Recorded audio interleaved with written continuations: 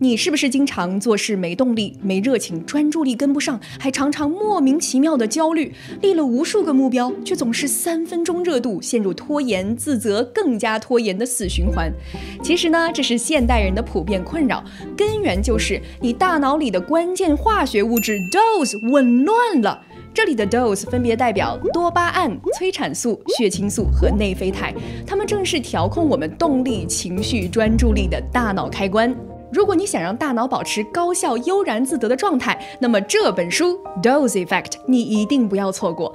作者 TJ Power 是一位英国的神经科学家，他已经帮助超过5万人提升了大脑健康和专注力。用过他方法的人啊，平均专注力、动力水平和精神能量都提升了50%左右。这本书目前还没有中文版，但是我已经读完了英文原版。接下来我将为你详细的拆解这4种神经递质的工作原理，再结合我自己10多年的有效的生活习惯，分享一套能让你精力满满的具体方法。只要你愿意试着做，你就会发现自律和专注再也不是痛苦的自我拉扯，而是一种水到渠成的轻盈状态。1. 多巴胺。多巴胺是一套奖赏系统，我们做事的积极性、对未来的盼头全靠它撑着。没有多巴胺，你连动都不想动。但你知道吧？多巴胺其实分为2种，慢多巴胺和快多巴胺。前者能给你持久的内在动机，后者却会让你越来越痛苦和空虚。什么是慢多巴胺呢？它是在我们祖先的时代形成的。那个时候打猎特别困难，体力消耗大，考验耐心。当他们一步一步接近猎物的时候，多巴胺水平就会一点一点的上升，直到抓住猎物时，多巴胺才会达到顶峰，然后又慢慢回落到平时的基准线，准备下一个目标。换句话说，多巴胺本来就是为了追逐有挑战的目标而设计的，让人类能够在困难的时候撑下去。但是我们当今社会的问题在于，我们获取多巴胺太容易了，而且物极必反，乐极生悲。为什么呢？科学家发现啊，痛苦和快乐位于大脑的同一个区域，就像一只跷跷板。当你过度追求快感，跷跷板就会反弹，把你推向痛苦的一端。而且多巴胺飙升的越快越高，那么跌下来就越惨，你就越痛苦。咱们生活当中及时满足的诱惑，比如糖分、酒精、短视频，还有某些片子会让多巴胺飙升。但是它很快就会暴跌，跌落以后你就会感觉到无尽的抑郁和空虚，结果就是你需要一次比一次更大的刺激才能找回那一瞬间的快感。一旦停止了高刺激，你就对生活的一切毫无感觉。所以呢，如果你经常感到郁闷没动力，就是因为你接触了太多高刺激的东西，总是陷入快多巴胺模式。因此呢，这本书建议大家要学会戒断那些娱乐致死的活动，而去选择低刺激、可持续，同时又有认知挑战的事情，让大脑的奖赏系统重新恢复健康。为什么要这么做呢？因为像阅读、运动、种花或者看我的读书视频都是一些低刺激的活动。它有个关键的特点，就是多巴胺上升的慢，下降的也慢，带来更持久的满足感和愉悦感。而且如果你能经常抵抗诱惑，大脑里的前中后带皮层这个区域就会被反复的激活，就像肌肉一样变得强壮，你的意志力也会变得越来越强壮。关于这一点呢，我自己也深有体会啊。我在上大学的时候，经常被同龄的同学调侃像个老干部啊，因为我的生活作息确实有点像中老年人。我呢，每天早睡早起，每天早起练习英文演讲，看课外书，每年保持30本书的阅读量，而且每天运动，跑步3到5公里。10多年过去了，现在回头看，正是这些低刺激但是长期有益的习惯，让我到了30岁，身体素质和精神状态还一直保持在非常良好的水平，每天都有动力学新的知识，把事情完成得非常不错。怎么训练你的慢多巴胺系统呢？先坚持15分钟，排除一切干扰，熬过前面最难的阶段，多巴胺就会慢慢上升，你就逐渐有动力了，后面就能更加轻松的坚持。在那之后呢，你可以逐渐把挑战延长到20分钟、30分钟，直到你进入心流状态。神经科学家还发现呢，让自己经受适当的痛苦是有益的，它能让你的多巴胺系统重新校准，提高基准线，也就是你平时的心理动力水平。这就是为什么在硅谷和职业运动员当中冷水澡成了一个很流行的习惯。洗完冷水澡，你的身体感受到了点痛苦，多巴胺水平能够提升到2.5倍，这个幅度和可卡因的效果差不多。但不同的是，可卡因的快感来得快去得快，而冷水澡带来的多巴胺改善能维持很久，能增强人的抗压能力。这本书强调呢，要想获得长期的慢多巴胺，就必须要有清晰的人生目标。这个目标既要可实现，又要有一定的挑战，需要你付出努力。只有这样，大脑才会持续的分泌健康的多巴胺，让你自然保持专注和驱动力。正如书里所说 ，It is incredibly important you have a clear pursuit in your life, one that feels possible to accomplish but is simultaneously challenging and will require a significant amount of effort. 2. 催产素。催产素并不只在女性生产和哺乳的时候分泌，而是存在于每个人的体内。从婴儿时期开始，拥抱、抚摸就能让身体释放出催产素，让我们感到安全、放松和被爱。帮助别人的时候，催产素也会分泌，让我们更有同理心和自信心。因此呢，它经常被称为爱的荷尔蒙。然而现代社会中，人们普遍缺乏催产素，感到孤独。研究显示仅在美国就有3%的人觉得自己特别孤独。长期孤独的危害是惊人的，它对健康的负面影响相当于每天抽了15根烟。还有研究表明，缺乏肢体接触会增加抑郁和焦虑的风险。这位作者曾经调查他的学员，你们平均每天和别人拥抱几次呀？答案只有1.4次。他感叹现代人太缺乏肢体接触了，于是他让学员们互相拥抱，结果大家立刻感到轻松愉快。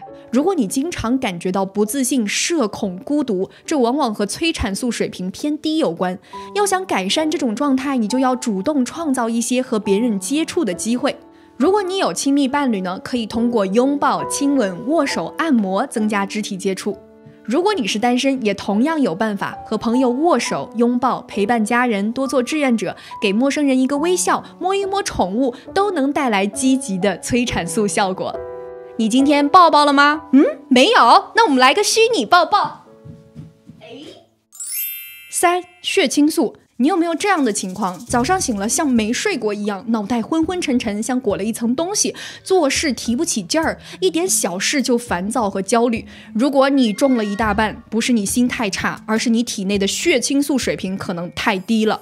血清素是调控情绪稳定和日常能量的关键神经递质，它和精神健康密切相关。血清素充足，我们会觉得踏实有精力；一旦缺乏，我们就紧张、低落、没有力气。血清素是在大脑里产生的吗？其实不是，我们体内90%以上的血清素都是在肠道里面合成的，没有办法直接进入大脑。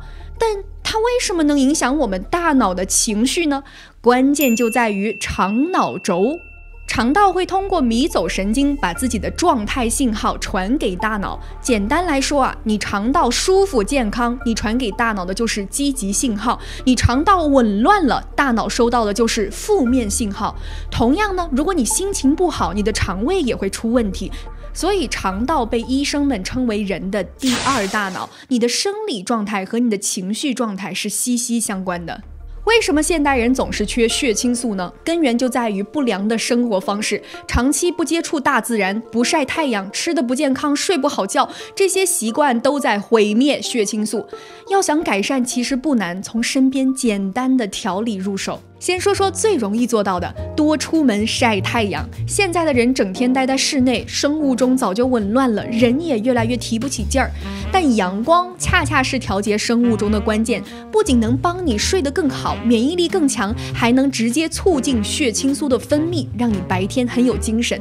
有超过8.5万篇研究都证明，白天多接触自然光是改善心理健康最简单的办法。具体怎么晒呢？给大家一个简单的时间表：早晨醒后1个小时内一定要晒太阳，晴天5到10分钟就够了，阴天10到15分钟，冬天特别暗延长到30分钟。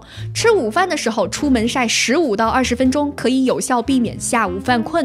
傍晚的时候看一会儿日落，暖光能让身体放松，为晚上睡觉做好准备。要知道，血清素是褪黑色素的前体，白天晒够了太阳，合成的血清素多，那么晚上转化成的褪黑色素也更多，睡眠质量就更高。除了晒太阳，调理肠道也很重要。我们吃进去的食物都会影响血清素水平。可惜呢，现在有太多超加工食品和预制菜了，又伤肠道又伤大脑。这里呢，给大家几个简单的养出血清素的方法。第一点，一定要远离超加工食品，配料表特别长的，吃了停不下来上瘾的食物，比方说膨化食品、辣条都不要碰了，它们会引发身体炎症。如果你想要更深入了解肠道健康的话，推荐大家看一本肠科医生写的书，叫做 Mind-Gut Connection。近几十年的临床研究支撑一个重要的结论，就是现在的抗生素滥用、超加工食物、农药和化工残留正在严重破坏我们的肠道菌群平衡。书里有数据显示美国居民的肠道菌群物种数量只有亚马逊丛林部落居民的1/10。而肠道菌群被破坏以后，会引发慢性身体炎症，这和现代常见的疾病，比方说过敏、肥胖、糖尿病，甚至抑郁症、癌症都有很大的关联。所以我们能做的事情就是尽量去选择天然健康的食物。第二，用水果替代零食。你吃几十个苹果的糖分都不如一瓶可乐、一瓶奶茶高，所以你想吃甜食的时候，不如直接拿水果当零食。我自己就是这么做了。青春期减肥30斤以后，我日常的零食就只有水果和少量的坚果。超市里除了生鲜区，其他加工食品的区域都和我绝缘。而且水果表面是带有优质的益生菌，能帮助肠道维持健康的状态，自然也能让你合成更多的血清素，情绪稳定。第三，把蔬菜和天然杂粮作为主要的碳水来源，像面包、白面条、薯条这类简单的碳水尽量都避免，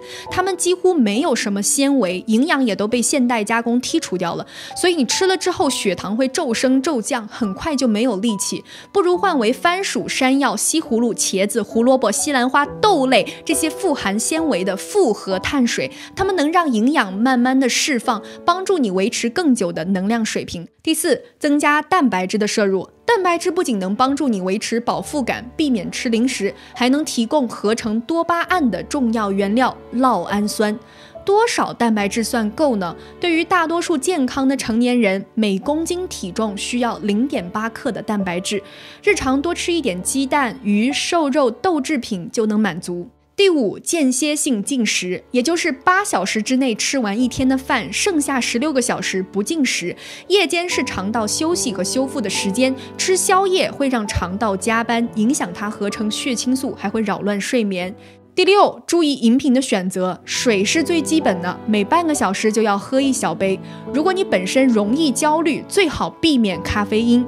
酒精呢，最好完全避免，因为它会让多巴胺剧烈波动，带来低落、动力下降和血清素不足的现象。书里的饮食建议和我坚持了15年的饮食习惯不谋而合。其实我觉得100%的坚持反而是比99%的坚持更加容易的，因为你就再也不用纠结选什么了，你没有任何思想斗争。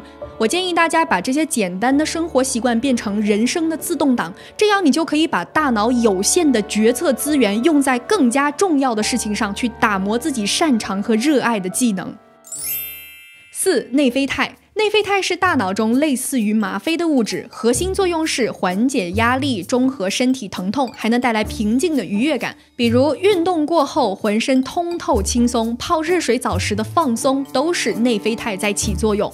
如果你经常觉得压力大的喘不过气，特别容易烦躁，甚至被莫名的身体酸痛困扰，大概率是内啡肽分泌不足。为什么现代人普遍缺内啡肽？原因就是我们的身体和现代生活方式是不适配的。过去的人类每天狩猎采集，身体经常被拉到极限，内啡肽会分泌来抵御疲劳和疼痛。但现代人整天久坐不动，怎么触发内啡肽呢？想要激活内啡肽，其实不用很复杂，每天都要动起来，跑步到微微出汗，举铁到肌肉发酸，那么你的身体就会分泌很多内啡肽，把酸痛感转化为精神的愉悦感。书里建议最理想的运动方式是耐力和力量训练结合。耐力训练包括跑步、游泳、骑行；力量训练包括举重、弹力带、平板支撑、俯卧撑，能激活内啡肽，还能减少肌肉流失。建议每周至少2次力量训练，加上2次耐力训练。读完这本书，我最大的感触就是，很多现代困境是因为人类的大脑还没有追上现代生活的速度。毕竟人类99%的进化历史都是在大自然里度过的。其实让人幸福起来的方式真的很简单，就是返璞归真。正如书里所说的 ，We humans are a simple species with simple requirements that will allow us to function at our best。所以呀，小伙伴们，照顾好自己的身体，你才会有强大的精神力量。从今天开始，养成良好的生活习惯，只要你坚持，你就会发现，精神高能量和高专注力其实比你想象的更容易获得。好啦，我是爱读英文原版书的夏冰雹，今天的讲书就到这里，我们下期再见。